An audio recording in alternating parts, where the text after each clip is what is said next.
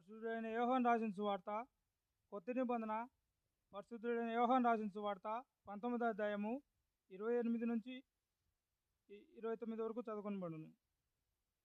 అటు తర్వాత సమస్తమును ఇప్పటికీ సమస్తమైందని యేసు ఎరిగి లేఖనము నెరవేరినట్లు నేను దప్పింకొనుచున్నానెను. చిరుకతో నిండి ఉన్న యొక్క పాత్ర అక్కడ పెట్టి ఉండెను గనుక వారు ఒక సాంజి చిరుకతో నింపి ఇసోకు పుడకకు తగిలించి ఆయన నోటికి అందించిరి. కొంచెం అలర్ట్గా ఉండండి బాగా. యేసుక్రీస్తు ప్రభు వారు సిలువలో పలికినటువంటి మాటలలో 7 మాటలలో 5వ మాట నేను దప్పిగొనుచున్నాను అని యోహాను సువార్త 19వ అధ్యాయము 28వ వచనంలో మనం చూస్తున్నాం. అరే మనం చూస్తున్నప్పుడు దేవుడు దప్పిగొనుచున్నాను అంటున్నాడు. మరి జీవజలపు ఊటైనటువంటి యేసుక్రీస్తు ప్రభు వారు దప్పిగొనడం ఏంటి? ఆయనే ఒక నీటి బుగ్గ, ఆయనే ఒక జలం, ఆయనే ఒక జీవం అయినటువంటి ఆయన దప్పిగొనడం ఏంటి అంటే మనం ఏమనుకుంటున్నానంటే మనం చెప్పుకున్నట్టంటే మనం ఒక 3 ప్రశ్నలు వేసుకోవాలా. ఒకటి, లేఖనము నెరవేర్చున్నట్లు ఆయన దప్పిగొన్నాడా, లేక శరీరధారిగా మన మధ్యకు వచ్చి మన మధ్య నివసించి ఏ విధంగా ఇప్పుడు మన హెబ్రీలకు రాసిన పత్రిక 4వ అధ్యాయంలో మనం చదువుకున్నటువంటి మాట ప్రకారము అంటే మానవ శరీరము కలిగి ఉన్నటువంటి యేసుక్రీస్తు ప్రభు వారు ఎండలో మరి అనేక గాయాలతో నిండి ఉన్నప్పుడు ఆయన గొంతు దాహం వేస్తున్నప్పుడు ఆయన పలికినటువంటి మాటగా భావిస్తున్నామా? ఏది ఎవరి కోసం మనం ఏమంటున్నామంటే మనం మారాలని, మన మనసులు మారాలని, మరి ఆయనకు అనుకూలంగా మనం ఉండాలని, ఆయన రక్షణలో మనం జీవించాలని యేసుక్రీస్తు ప్రభు వారు దప్పిక కొన్నట్లుగా మనం చెప్పుకుంటున్నాం. అంటే బోధలు రకరకాలుగా ఉంటాయి. మరి నిజమైనటువంటి వాస్తవం ఏంటి? ప్రతి మాటలో ఒక మర్మం ఉంది, ప్రతి మాటలో ఒక సత్యం ఉంది. ఆ సత్యాన్ని మనం కనుగొనాలా. ఆ సత్యం ఏంటి? ఇప్పుడు దప్పిగొనుచున్నాను అంటున్నాడు, నిజమే. నిజంగా యేసుక్రీస్తు ప్రభు దప్పిగొన్నాడా, లేదు లేఖనము నెరవేరినట్లు ఆయన మాట పలికాడా అనేది మనం ఆలోచించాలా. ప్రతి మాటను జాగ్రత్తగా ఆలోచించాలా. మరి యేసుక్రీస్తు ప్రభువుకు 2 సార్లు దాహాన్ని అందించినట్టుగా మనకు కనిపిస్తున్నది. మరి మత్తయి సువార్త 27వ అధ్యాయము 33వ వచనం చూడండి.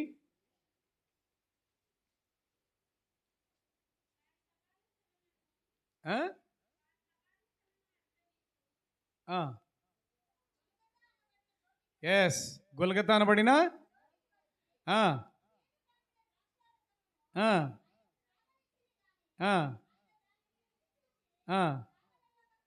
చాలమ్మా. ఒక చేదు గలిపిన ఒక ద్రాక్షరసాన్ని గొల్గతా అనేటువంటి ప్రాంతంలో ఆయన కష్టపడి ఎండలో సుమారుగా 12 గంటల సమయంలో ఆయన దగ్గరికి వచ్చినప్పుడు నీటి దాహం చేత ఆయన అలసిపోతున్నాడని, అంటే మనకు కూడా తెలుసు ఎవరైనా ఎండలో వచ్చినప్పుడు చాలా నోరంతా ఎండిపోయినట్లు మనకు కనిపిస్తుంది, మానవ శరీరం కాబట్టి. ఆయన వచ్చినప్పుడు ఆయన ఎగతాళికి చేయబడినట్లు ఇవ్వబడిందా, లేకపోతే నిజంగా ఆయనకు ప్రేమతో దాహాన్ని ఇచ్చారా అనేది మనం పరిశీలించాలా. చేదు కలిపిన అంటే మనం ఎండలో వచ్చినప్పుడు ఎటువంటి నీళ్ళు ఇస్తాము? చల్లని నీళ్ళు ఇస్తాం, అంతే కదా. దాంట్లో చేదు కలిపావు లేకుంటే ఇంకోటి ఉప్పు నీళ్ళు మనం ఇస్తామా? ఇవ్వం కదా. మరి ప్రభువుకి ఎలాంటి దాహం ఇవ్వాలా? మంచి దాహాన్ని ఇవ్వాలా. అయితే ఇక్కడ యేసుక్రీస్తు ప్రభు వారికి ఒక చేదు కలిపినటువంటి ద్రాక్షారసంతో కూడా చేదు కలిపినటువంటి ఇస్తున్నారు. అది తాగలమా? ఎంత దప్పికతో ఉన్నా, ఎంత ఆకలితో ఉన్నా తాగలమా? తాగలేం. అంటే ఇస్తున్నాడు. అందులో ఏముంది? మత్తుతో కలిపింది. మళ్ళీ ఒకసారి చదవమ్మా. మత్తుతో ఉంది కదా అక్కడ, చేదు ఉందా? చేదు కలిపిన ద్రాక్షారసం అంటే అది చేదుతో కలిపి అంటే అందులో మత్తు కూడా ఉంది. అంటే రోమా ప్రభుత్వం వారు ఎవరినైనప్పుడు కొరడాలతో కొట్టినప్పుడు కానీ, గాయపరిచినప్పుడు కానీ, సిలువలో మరణానికి అప్పజెప్పి వాళ్ళ కాళ్ళు విరగొట్టినప్పుడు కానీ, వాళ్ళ నొప్పులను మర్చిపోయేదానికి, వాళ్ళ బాధను నివారించేదానికి మత్తును కలిపినటువంటిది. అంటే ఇప్పుడు చాలామంది బాధతో ఉండరని మందు కొడుతుంటారు కదా, ఏదో బాధ కలిగిందని. ఎందుకురా తాగావంటే చాలా బాధ ఉంది నాలో, అంటే బాధను మర్చిపోవడానికి, లేదంటే ఒక నొప్పిని తగ్గించడానికి. ఆనాటి పాతకాలంలో స్త్రీలకు కూడా డెలివరీ టైంలో ఒక రకమైన ఆల్కహాల్ని ఇచ్చేవాళ్ళు, ఎందుకంటే ఆ నొప్పిని ఆ బాధను మరిచేదానికి ఇచ్చేవాళ్ళు. అయితే యేసుక్రీస్తు ప్రభు కూడా చేదు కలిపినటువంటి మత్తుతో కూడినటువంటి ఒక ద్రాక్షారసాన్ని తాగు, హ్యాపీగా తాగు, నీ గాయాల నొప్పి మర్చిపోతావు, నీ బాధను మర్చిపోతావు, ఇది తాగు అని చెప్పేసి ఆయనకి ఇస్తున్నారు. అప్పుడు ఆయన ఏమన్నాడు? ఆ, తాకెలగలనే ఆయన అనిపించింది, ఇది మత్తుతో కూడుకున్నటువంటిది, దీనిని నేను తాగకూడదు. ఒకవేళ యేసుక్రీస్తు ప్రభువారు ఆ గాయాల నొప్పిని పోగొట్టుకోవడానికో, తన బాధను మర్చిపోవడానికో ఆ చేదు కలిపిన మత్తుతో కూడినటువంటి ద్రాక్షారసాన్ని ఆయనకి ఇచ్చినట్లయితే, ఒకవేళ ఆయన తాగినట్లయితే, తాగిన తర్వాత మాట్లాడినటువంటి శిలువలో మాటలు మాట్లాడితే ఆ మాటలకు ఇప్పుడు విలువ ఉంటుందా? విలువ ఉంటుందా? వాడు తాగి మాట్లాడినల్లే. ఎంతోమంది కొంచెంమంది తాగినప్పుడు మాట్లాడితే వాడు తాగి మాట్లాడుతున్నాడు, ఏం మాట్లాడుతున్నాడో మనకి అర్థం కాలేదు అని అంటారు. మరి ఆ మత్తుతో కూడినటువంటి, అంటే గాయాల నొప్పిని నివారించేటువంటి, చేదుతో కూడినటువంటి, మత్తుతో కూడినటువంటి ద్రాక్షారసాన్ని యేసు ప్రభు వారు తన దాహం తీర్చుకోవడానికి నిజంగా తాగి ఉంటే, ఒకవేళ ఆయన యేసుడు సిలువలో పలికినటువంటి మాటలన్నీ వ్యర్థముగానే ఉండిపోయేటి. ఎందుకంటే చాలామంది, కొంతమంది సాతానుడు ఎదురు చూస్తూ ఉంటాడు, ఆయన మత్తు తాగి మాట్లాడినాడు, ఏం మాట్లాడాడో ఆయనకు తెలియదు, మత్తులో మాట్లాడాడు కాబట్టి ఆ మాటలకు విలువలేదు. అవునా కాదా? కాబట్టి ఆయన తాగలేదు, రుచి చూశాడు, తాగనొల్లకపోయాను. సరే, అయిపోయింది. సిలువను వేశారు, సిలువ మీద వేలాడుతున్నాడు. సుమారు 9 గంటల ప్రాంతంలో ఆయన సిలువ వేశారు. 12 గంటలు అయిపోయింది, 1 అయిపోతుంది, 2 అయిపోతుంది, 5వ మాటకు వచ్చాడు. 5వ మాట అంటే యేసుక్రీస్తు ప్రభు ఈ మాటలే పలకాలనేది కాదు, ఆయన సందర్భాన్ని బట్టి, లేఖనంలో కొన్ని మాటలను బట్టి ఆయన అక్కడ పలకాల్సినట్టు వచ్చింది. ఎందుకంటే పాత నిబంధన గ్రంథంలో, ధర్మశాస్త్రంలో ఏదైతే లేఖనాలు రాయబడి ఉన్నాయో ఆ లేఖనాలన్నింటినీ నెరవేర్చవలసినటువంటి బాధ్యత ఆయనకు ఉంది. కాబట్టి ఆయన మాట పలికాడని బైబిల్ చెప్తా ఉంది. మరి రెండోసారి దానికి దాహం వేసింది. చూడండి, సరే, ఈ చేసిన ఒక్క నిమిషం ఆగండి. మరి ఎందుకు ఈ ద్రాక్షారసాన్ని ఆయన తాగలేకపోయాడు, మత్తుతో కూడినటువంటి తాగలేకపోయాడు? మరి రెండవసారి ఆయన శిలువ మీద ఉన్నప్పుడు చివరిలో, అంటే ఆయన ప్రాణము పెట్టబోతున్నాడు, ఆయన బలిగా అర్పించబోతున్నాడు. అలాంటి సందర్భంలో మళ్ళీ ఒక చిరకను ఆయనకు అందించినట్టుగా మనకు కనిపిస్తూ ఉంది. యోహాను సువార్త 19:28.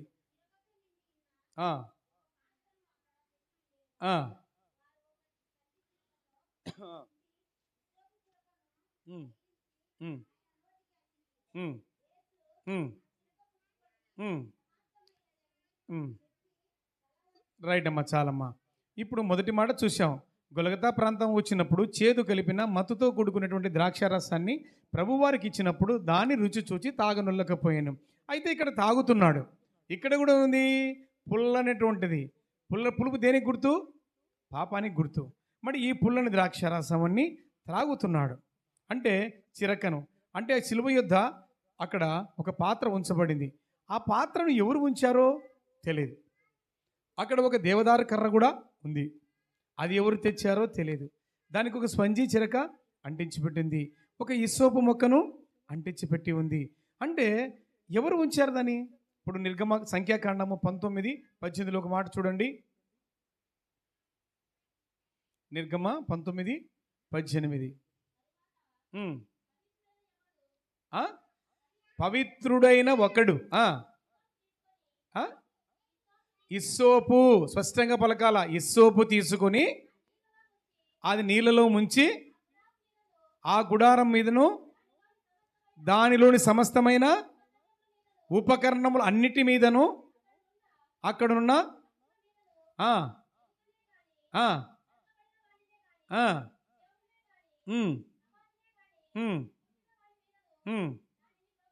ప్రోక్షింపవలను. అంటే ఏంటి? చల్లాలన్నమాట. ఇప్పుడు మనము ఆర్సీఎం చర్చికి వెళ్తే ఒక వాటర్, మనం అప్పుడు కూడా బాప్తీస్ ఇచ్చేప్పుడు కూడా ఒక చిన్న బుడ్డిలో నీళ్లు పోసుకొని దాన్ని అట్లా చల్లుతూ ఉంటారు. ప్రోక్షించడం అంటే మీ పాపాలు క్షమించబడ్డాయని ప్రోక్షించడం. అలాగే పవిత్రుడైన ఒకడు, ఆ పని చేయాల్సింది ఎవడు? పవిత్రుడైన ఒకడు. మనుషుల మీదను, గుడారం మీదను, మరి అపవిత్రంగా ఉన్నటువంటి వాటి మీదను వాటిని ఈ ఇస్సోపు మొక్కతో ప్రోక్షించాల. ప్రోక్షించినప్పుడు మాత్రమే అతనికి పాప పరిహారం జరుగుతుందనేటువంటిది పాత నిబంధనలో గ్రంథంలో రాయబడినటువంటి వాక్యాలు.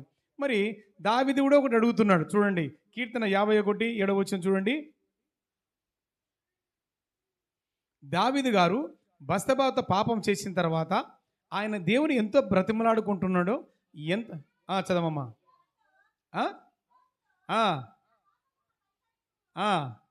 హిమము కంటేను తెల్లగా ఉండనట్లు నన్ను కడుగుము అంటున్నాడు.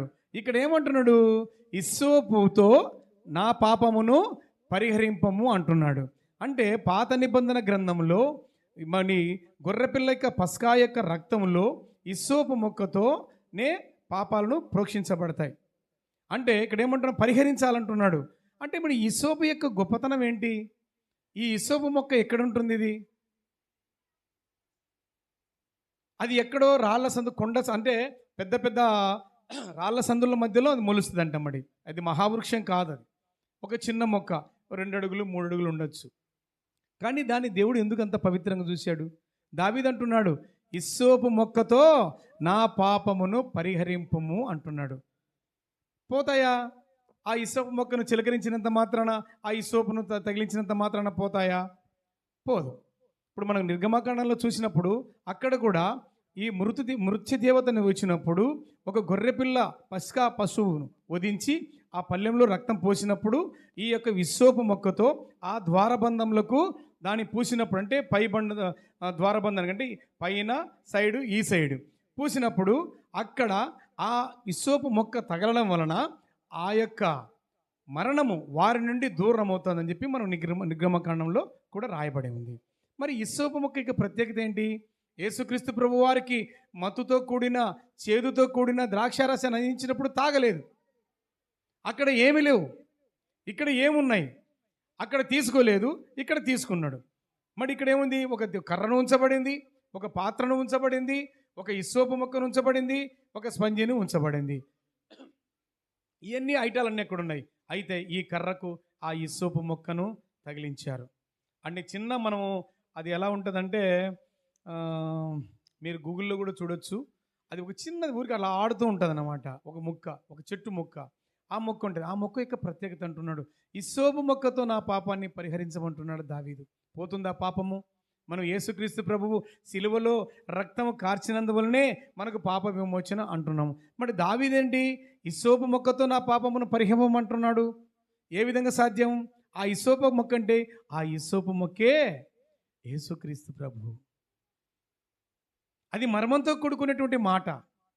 ఆ ఇస్సోపు మొక్కే ప్రభు అయిన యేసుక్రీస్తు వారు. ఆ ఇస్సోపు మొక్క నిన్ను పాపా నుండి పరిహరిస్తుంది. ఇక్కడ ఏముంటుంది? సరే, దావీదు గారు ఏమంటున్నారు?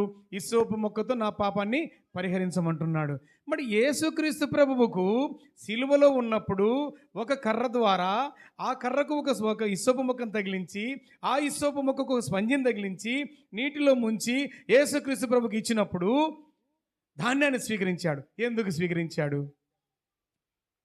యేసుక్రీస్తు ఇస్సోపు మొక్క దేవుడే అయినప్పుడు, యేసుక్రీస్తు ప్రభు అయినప్పుడు మరి ఆయన ఎందుకు ఆయన పాపములు పరిహరించబడతాయా? నిజమే. ఒక మాట అనుకుందాం, యేసుక్రీస్తు ప్రభువు మన పాపములన్నింటినీ, మన రోగములన్నింటినీ భరించి ఆయన సిలువలో అపవిత్రుడయ్యాడు. యేసుక్రీస్తు ప్రభువు పరిశుద్ధుడు, మహోన్నతుడు. మరి ఎలా అక్కడ అపవిత్రుడయ్యాడు అనుకుందాం.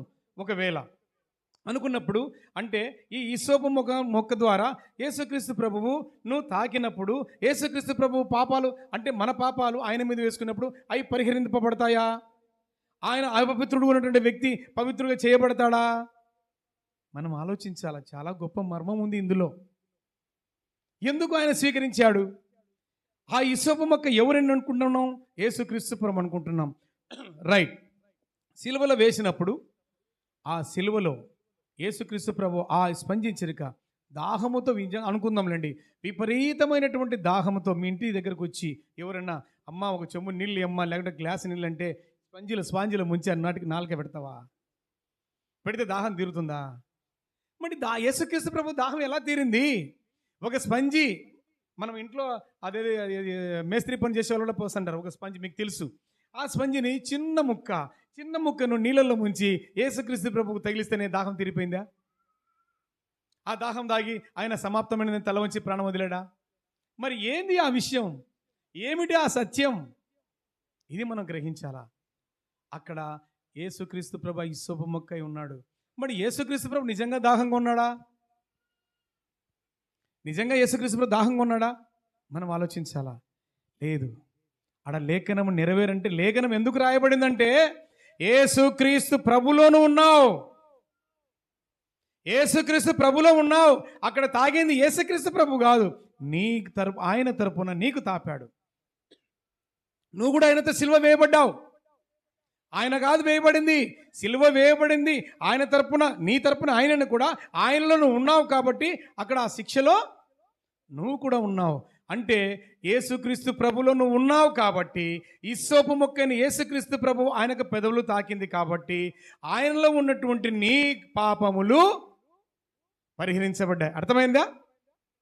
అంటే ఇస్సోపు మొక్క ద్వారా ఎందుకు అందించాడు, ఎవరు ఉంచిపెట్టారో తెలియదు. అది ఇప్పుడు చూస్తాం.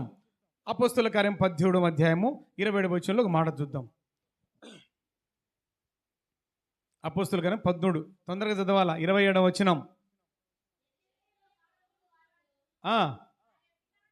అధికారులను ఏమా ఏంటి మీరు చదివే నాకు అర్థం కాలే.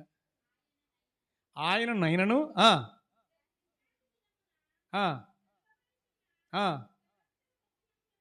అంటే విశ్రాంతి దినములో మందిరములో యెరూషలేము గుడిలో చదువుతున్న శాస్త్రులు కానీ, పెద్దలు కానీ, ఇంకొకరు కానీ, యూదులు కానీ చదువుతున్న లేఖనములన్నీ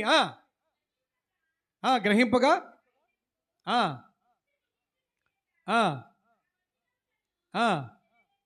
చాలమ్మా. అంటే యేసుక్రీస్తు ప్రభువు కొరకు రాసినటువంటి లేఖనములన్నీ మనకు తెలియకుండానే జరిగిపోతాడు. అవన్నీ మనకు తెలియకుండా చేస్తున్నాం. యేసు ప్రభువును గుద్దాలని ఎవరు అనుకున్నారా? గుద్దారు. గడ్డం బట్టి లాగాలనుకున్నారా? పోనీ కొన్నాళ్ళతో కొట్టిస్తారనుకున్నారా? తెలియదు. శిలువ మీద ఉంచుతారనుకున్నారా? తెలియదు. ఆయన పొద్దు నుంచి సాయంత్రం వరకు నీకు తీయబడుతున్నారా?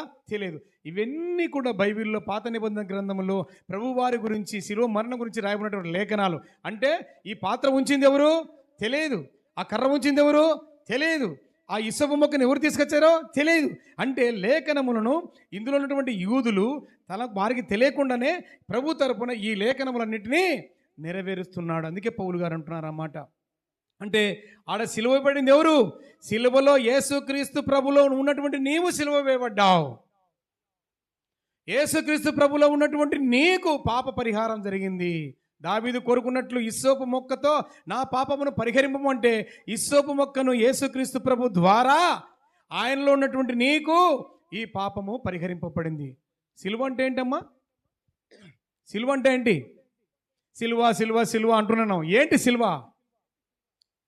సిలువ అంటేనే విమోచన. చాలా అర్థాలు ఉన్నాయి దాంట్లో. సిలువ అంటేనే విమోచన, రక్షణ, క్షమాపణ, ఎన్నో ఎన్నో ఎన్నో పదాలు ఉన్నాయి సిలువ మాటకు అర్థం. అందుకే సిలువ సువార్తను విశ్వసించినటువంటి వారు చాలా ధన్యులు. అందుకే అంటున్నాడు, ఆ ఇస్సోపు మొక్కతో నా పాపములు పరిహరించమని దావీదు అంటుండగా, ప్రభువైన యేసుక్రీస్తు వారు ఆ ఇస్సోపు మొక్కగా ఉండి యేసుక్రీస్తులో ఉన్నటువంటి నీకు ఆ ఇస్సోపు మొక్కను తగిలించడం ద్వారా నీ పాపములు పరిహరించబడ్డాయి, నువ్వు విమోచించబడ్డావు. ఈ బైబిల్లో ఉన్నటువంటి లేఖనాలు ఎంతో మహోన్నతమైనటువంటివి, ఎంతో పరమార్థం కలిగినటువంటివి. వీటిని మనం గ్రహించాలా. ఆ సిలువలో మనకు విమోచన జరిగింది, ఆ సిలువలో మనం పాప క్షమాపణ జరిగింది, ఆ సిలువలో మనకు నిత్య జీవం కూడా జరిగింది. ఎన్నో మనకు తెలియనటువంటి రహస్యాలు ఎన్నో జరిగిపోయినాయి. కేవలం యేసుక్రీస్తు ప్రభు సిలువలో మరణించాడు, రక్తం కార్చాడు అని అనుకుంటున్నాం, కానీ మహా రహస్యాలు అందులో ఉన్నటువంటి వాటిలో ఉన్నాయి. కాబట్టి యేసుక్రీస్తు ప్రభువు ఆ సిలువ ద్వారా, ఆ ఇస్సోపు మొక్క అయినటువంటి యేసుక్రీస్తు ప్రభువు ఆయనలో ఉన్నటువంటి నిన్ను ఆ ఇస్సోపు మొక్క తాకడం ద్వారా నీ పాపములను ఆయన పరిహరించడానికి మాత్రమే ఆయన దప్పికంటేనే అందించారు. దప్పిక అనకపోతే ఆయన అందించడు. ఆ దప్పికని అడిగాడు కాబట్టి ఇస్సోపు మొక్క ద్వారా ఆయన అందించారు. కాబట్టి నీ పాపములు సిలువలో ఆయన ఈ పాపములను పరిహరించాడు, అక్కడ నిన్ను రక్షించాడు, నీకు విమోచన అక్కడ జరిగిపోయింది. కాబట్టి ఆ యొక్క పెద్దలు మనకు అనేక విషయాలు మనకు ఇక్కడ 7 మాటల రూపంలో అందించారు. కానీ వాటిలోని సత్యాన్ని మనం గ్రహించాలని ప్రభువైన యేసుక్రీస్తు వారు ఆ శిలువ సత్యాన్ని, శిలువ సాక్ష్యాన్ని మనం తెలుసుకోవాలని ఆయన ఆశపడుతున్నాడు. దేవుడి వాక్యం ఆశీర్వదించును గాక.